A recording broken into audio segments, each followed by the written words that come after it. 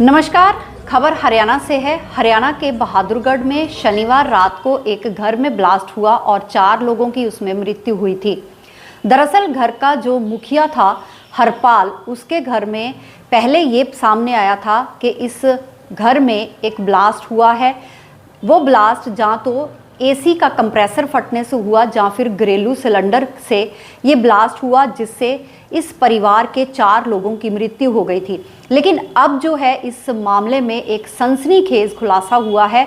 इस मामले में ये खुलासा पुलिस के द्वारा किया गया है कि इस घर में ब्लास्ट किसी और ने नहीं बल्कि घर का मुखिया जो हरपाल था उसके द्वारा ही किया गया था, क्योंकि वह जीना नहीं चाहता था। वह परेशान था और परेशान इस बात से था कि उसने अपनी बहन और जीजा पर आरोप लगाए हैं कि धोखे से उसकी ज़मीन जो थी वो हड़प ली थी। इस कारण परेशान था और बाकायदा उसने इस घटना को अंजाम देने से पहले 12 पेजेस का एक सुसाइड नोट भी लिखा है। उस सुसाइड नोट में सारी वो बातें लिखी हैं जिससे वह परेशान चल रहा था। हालांकि वह खुद तो बच गया, लेकिन इस हादसे में जो उसकी पत्नी और उसके 2 बेटे और 1 बेटी की मृत्यु हो गई है, क्योंकि उसने सबसे पहले अपने परिवार को कुछ नशीला पदार्थ खिलाया और उसके बाद किसी की उसने गला दबाकर हत्या की और किसी की गला रेत कर हत्या कर दी। इस मामले में वह खुद तो बच गया है, लेकिन अब जो है वो पुलिस ने उसे पकड़ लिया है। यहाँ बहादुरगढ़ में सेक्टर 9 में मकान नंबर 312 पी है। उसमें एक परिवार जिसमें कि 5 सदस्य थे। जो परिवार के सदस्य का मुखिया हरपाल सिंह, ये 48 साल का था और ये ट्रांसपोर्ट का काम करता है और रुद्रपुर उत्तराखंड से बिलोंग करता है। तो इसके परिवार में इसको छोड़ के इसके 3 बच्चे, जिसका बड़ा लड़का का नाम जसकीरत सिंह है, वो 17 साल का है। एक लड़की है चहक कौर जो 11 साल की है और एक और लड़का है छोटा जो 9 साल का है, उसका नाम सुखविंदर सिंह है। ये 3 बच्चे और इसकी पत्नी संदीप कौर 38 साल की। इसको छोड़ के चारों की मौत हो गई थी।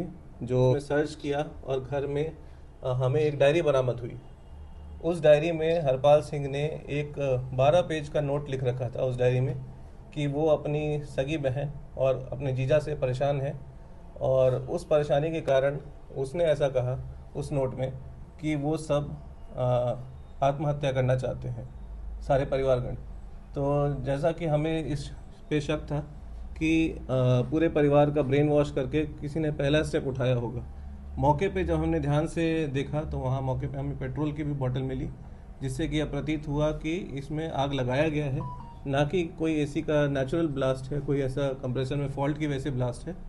और उस जो आग लगाया गया पेट्रोल द्वारा, उसके बाद ये ब्लास्ट ट्रिगर हो सकता है, जो इंटरनल यूनिट का एसी का ब्लास्ट था।